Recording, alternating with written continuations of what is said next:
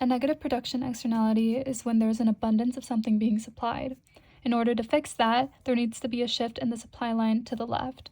So this initial supply line, or the marginal private cost, is going to shift over here to become the marginal social cost.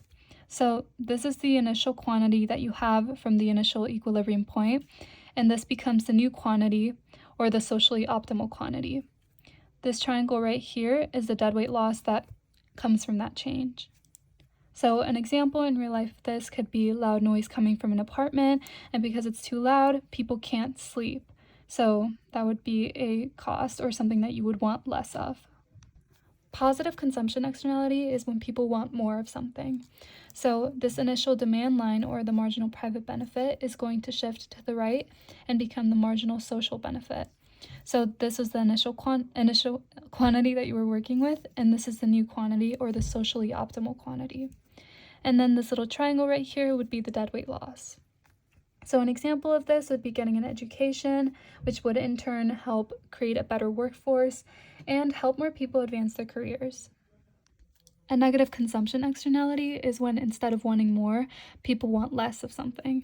So this initial demand or marginal private benefit is going to shift to the left and become that marginal social benefit. So this is your initial quantity that you were working with, and the shift moves it over here to the socially optimal quantity. This little triangle right here would be your deadweight loss. So an example in real life would be if you were to buy or use a car, and car would have an emission of carbon, which would therefore contribute to global warming. Lastly, a positive production externality is when there is not enough of something being produced. So this initial supply line, or marginal private cost, would shift to the right, and this would be the new marginal social cost line. So this is your initial market quantity. Your new quantity would be the socially optimal quantity right here. And then lastly, this little triangle right here would be the deadweight loss.